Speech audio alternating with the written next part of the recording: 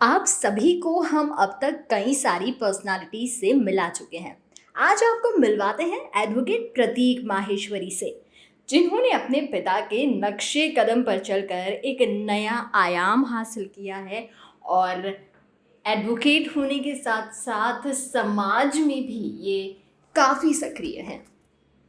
Sir सबसे पहले तो आपसे ये जानना चाहूँगी कि आपने एडवोकेट बनने का चयन ही क्यों किया? बाकी और भी स्ट्रीम्स हैं, आप इंजीनियर बन सकते थे, डॉक्टर बन सकते थे, लेकिन ये भी क्यों? देखिए वैसे तो ये भाग्य ही निर्धारण करता है कि आप क्या बनेंगे। जी।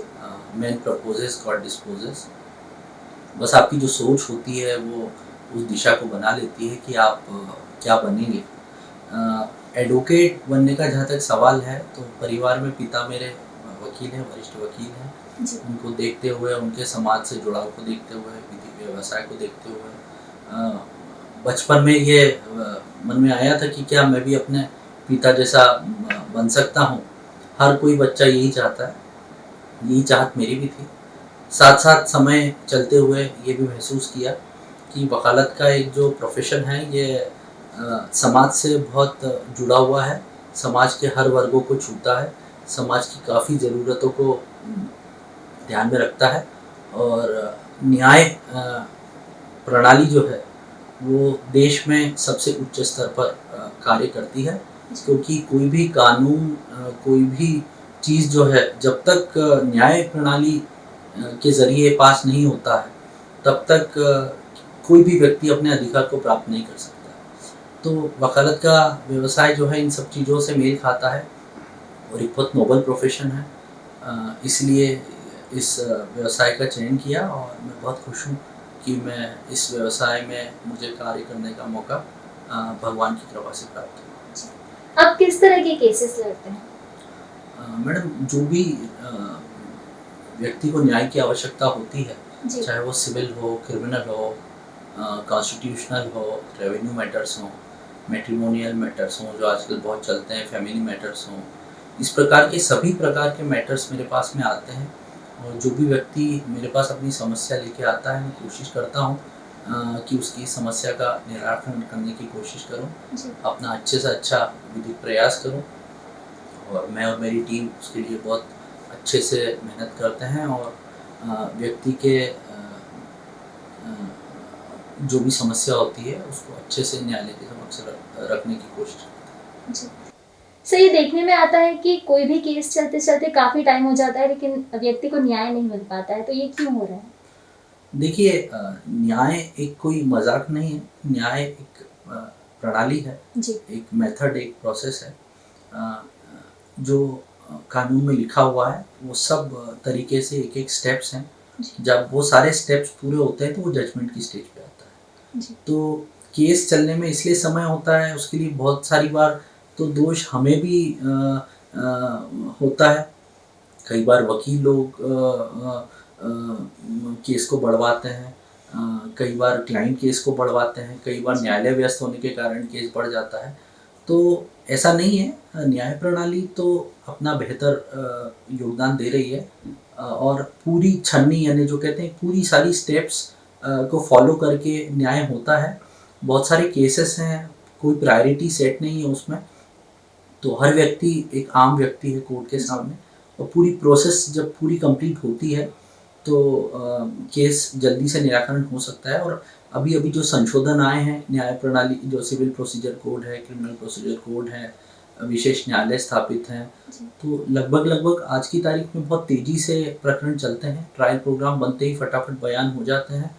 तो अगर आप और हम जैसे लोग जो क्लाइंट हैं, वकील हैं, वो लोग अगर न्यायालय के समक्ष अगर उपस्थित होते हैं और न्यायदान में अपनी पूरी मदद करते हैं, डिले टैक्टिक्स को अपनाते नहीं हैं, तो केस बहुत तेज़ी से चल सकता है। अगर हम प्रयास करें तो केस बहुत तेज़ी से चल सकता है। सर एक बात और है जो लोगों के बीच में कहीं सुनी जाती है कि वकीलों की फीस बहुत बढ़ गई है, जिसे अफोर्ड करना मुश्किल होता है, तो ये कितना सही है? देखिए ऐसा नहीं है, हर चीज़ की कीमत बढ़ती जा रही है, ज़रूरतों की आवश्यकता अनुसार और मांग के अनुसार हर चीज़ की कीमत तय होती है। जी। तो जब पेट्रोल 107 रुपये हो सकता है, डीज़ल 98 रुपये हो सकता है, सोना 50,000 रुपये हो सकता है, तो ये वकालत एक नोबल प्रोफेशन है। जी। इसमें एक सामान्य स्तर की फ़ीस तो होनी ही चाहिए, एक डिसेंट फ़ीस, जिससे वकील भी एक अपना अच्छा जीवन यापन कर सके, अपने परिवार का ध्यान रख सके। बहुत ज़्यादा भी फ़ीस नहीं होनी चाहिए, बट एक रीज़नेबल अमाउंट है, वही सारे वकील लोग फ़ॉलो कर रहे हैं। और मुझे लगता है कि ऐसा नहीं है कि बहुत ज़्यादा फ़ीस है। हर व्यक्ति चयन कर सकता है अपने स्तर का वकील, अपनी अफ़ोर्डेबिलिटी के हिसाब से। और जहाँ ऐसी आवश्यकताएँ होती हैं कि कोई व्यक्ति अफ़ोर्ड नहीं कर पाता, तो हम प्रो बोनो भी मदद करते हैं व्यक्ति को देख कर के। तो हम कई बार फ्री में भी करते हैं कार्य। जी। तो जनता और न्याय की माँग अनुसार हम लोग पीआईएल्स भी लगाते हैं, काम करते हैं। जी। तो ऐसा नहीं बोला जा सकता कि वकीलों की फ़ीस बहुत बढ़ रही है। हर चीज़ की फ़ीस बढ़ रही है, हर चीज़ की प्राइस बढ़ रही है, और उसी अनुसार वकील भी अपने स्तर को मेंटेन कर रहा है। जी।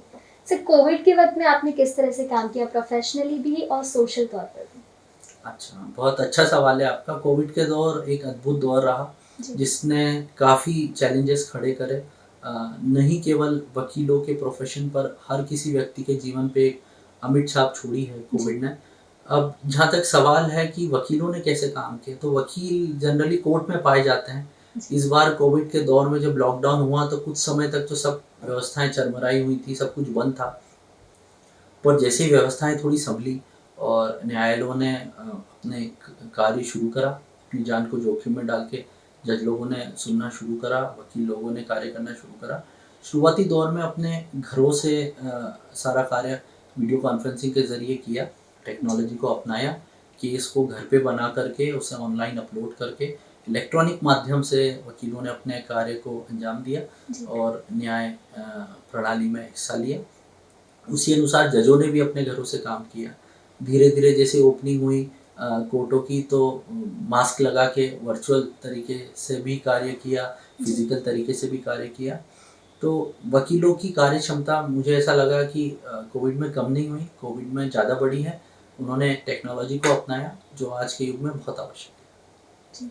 कोविड-19 में गवर्नमेंट ने कई तरह की गाइडलाइंस निकाली हैं लोगों के लिए, प्रोटोकॉल्स बनाए हैं, तो वो किस हद तक सही है या उसमें कुछ संशोधन की ज़रूरत है आपके हिसाब से? कोविड प्रोटोकॉल में जो सरकार कर रही है, वो विशेषज्ञों की राय अनुसार कर रही है। जी। क्योंकि सरकार मेडिकल एक्सपर्ट नहीं है। जी। सरकार की भी सलाहकार होती हैं, टीम होती है। जैसे प्रधानमंत्री के सलाहकार होते हैं, विशेष सलाहकार समितियाँ होती हैं, हर फील्ड की संसदीय समिति होती हैं, वैसे विधिक समितियाँ होती हैं, जो समय-समय पर अपना प्रस्ताव रखती हैं और सरकार उन्हें मानती है। जी। कोविड प्रोटोकॉल में जो भी नियम, कायदे, प्रोटोकॉल्स हैं, वो सारे विशेषज्ञों के द्वारा बताए गए हैं।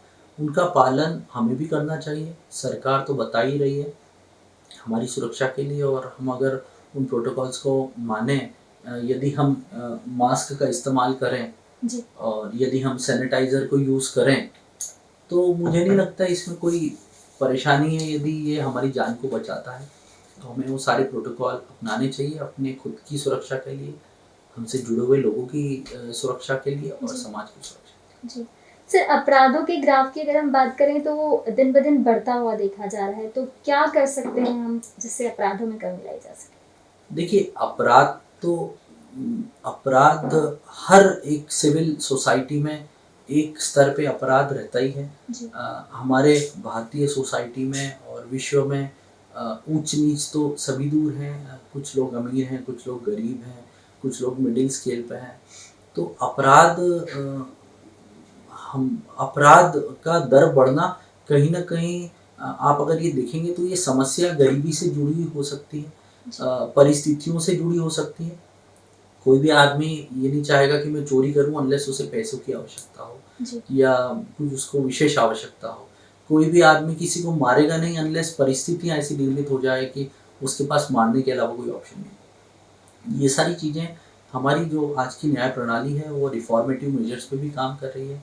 जहाँ कोर्ट को ऐसा लगता है कि ये व्यक्ति में सुधार की संभावना है, वहाँ पे कोर्टें सुधार के लिए भी रिफॉर्मेटिव मेजर्स लेती है, प्रोबेशन पे लोगों को छोड़ती है। जी। और अपराध जितने बढ़ते हैं, उतना कोर्ट का रुख भी जो है कड़क होता जाता है। आप देखेंगे जो भी अपराध जिस ग्राफ में बढ़ता जा रहा है, तो कोर्टें सजा भी देती हैं।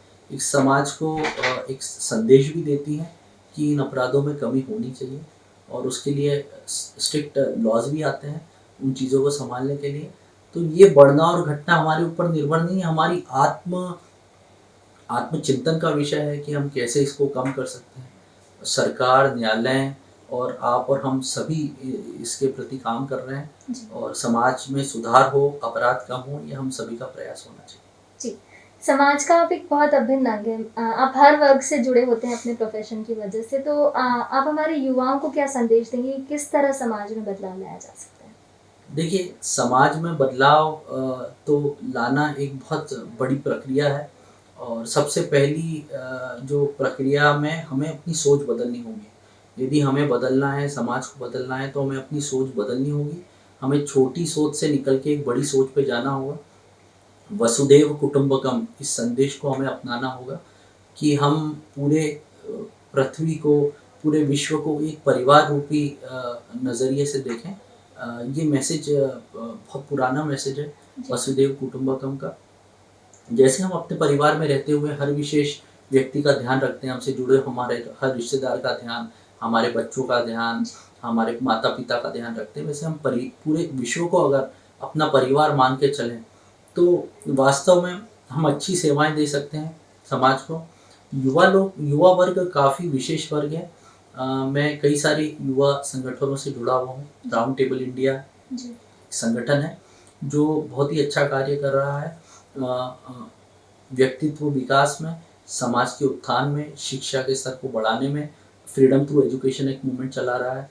हम लोग स्कूल बनाते हैं, हम युवा लोग स्कूल बनाते हैं, इंफ्रास्ट्रक्चर प्रोवाइड करते हैं शासकीय स्कूलों को अडॉप्ट करके। तो कहीं न कहीं युवा को तो यही संदेश है कि वो एकत्रित हों, एक टीम बनाएँ और कोई भी एक अच्छा सामाजिक कार्य लेकर उस उद्देश्य को अपना करके और उसकी तरफ आगे बढ़ें, अच्छा कार्य करें और समाज को भी आगे ले जाएँ, खुद भी आगे बढ़ें। जी और एक आत्मसंतुष्टि का आपको आभास होगा यदि आप सामाजिक कार्य करेंगे और आप जनता की सेवा करेंगे, तो सुधार करेंगे अगर समाज में, तो आपको एक आत्मसंतुष्टि का आभास होगा, जो न तो आपको पैसे कमाने से हो सकती है, न कोई और कार्य करने से हो सकती है। वो केवल किसी की मदद करके ही हो सकती है और इसलिए युवाओं को मेरा ये संदेश है कि जो भी अपॉर्च्युनिटी किसी की मदद करने में आए, आपकी किसी की सेवा करने में आए, चाहे आपकी एक हंसी से यदि किसी को अच्छा आभास हो सकता है, जी तो आप रोज एक अच्छा कार्य करें और रात में एक बार चिंतन करें कि आज मैंने क्या अच्छा कार्य किया है। या हर युवा अगर इस बात का पालन करे, तो मुझे लगता है कि एक अच्छा व्यक्तित्व विकास होगा, एक अच्छे समाज की संरचना की ओर ये एक अच्छा कदम होगा। जी Subscribe our channel and press the bell icon for more updates.